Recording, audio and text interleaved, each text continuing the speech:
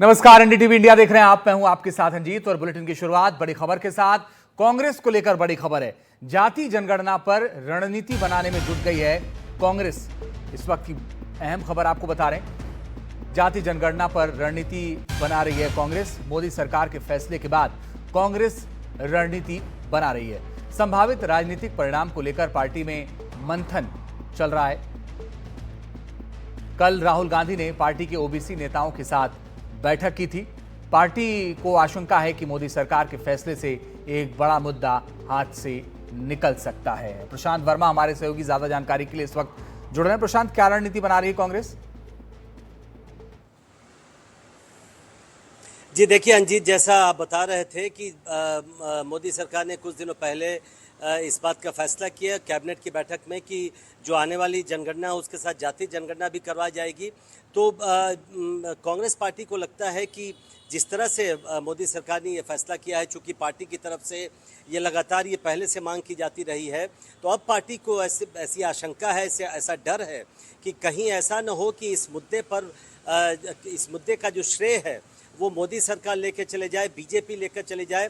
तो पार्टी को अब इस बात की आशंका सता रही है और इसलिए अब ओबीसी राजनीति की क्या दिशा हो पार्टी में, इसको लेकर अब मंथन शुरू हो गया। और कल मुझे सूत्रों से जानकारी मिली है कि कल राहुल गांधी ने पार्टी के जितने ओबीसी नेता हैं, चाहे वो भूपेश बघेल हों या पार्टी के जो ओबीसी मोर्चे के अध्यक्ष अनिल जयहिंद और तमाम जो और भी नेता हैं, उनके साथ एक बैठक की है उन्होंने।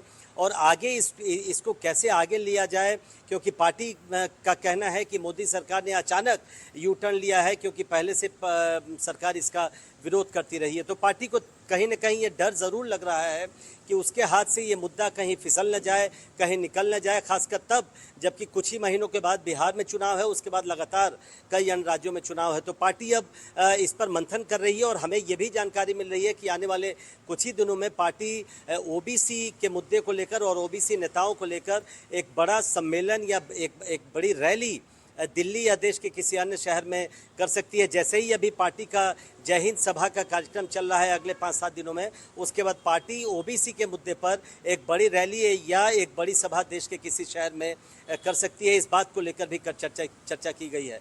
तो जाहिर तौर पर मोदी सरकार ने जो फैसला किया, बड़ा फैसला, उसके बाद कांग्रेस शुरू में सकते में थी।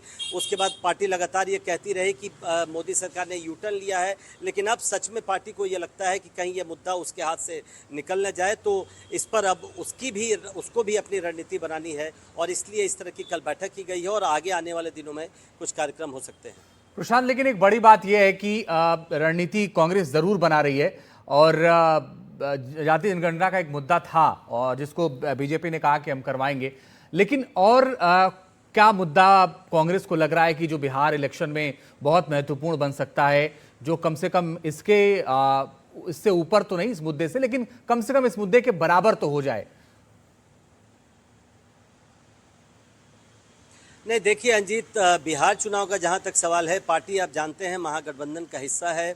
आरजेडी और कुछ अन्य पार्टियों के साथ वो गठबंधन का हिस्सा है।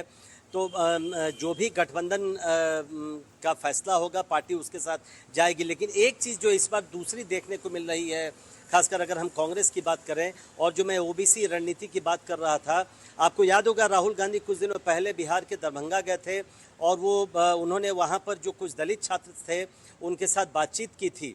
पार्टी ओबीसी और ये जो जाति जनगणना और जो कुछ अन्य सवाल है उस पर आरजेडी से अलग भी कुछ अपनी नीति बनाकर चल रही है और इसको लेकर ये कई बार ये कहा जाता है कि आरजेडी के लिए कई बार ये चीज़ें असहज हो जाती है, क्योंकि कांग्रेस पार्टी वहाँ पर गठबंधन का हिस्सा है।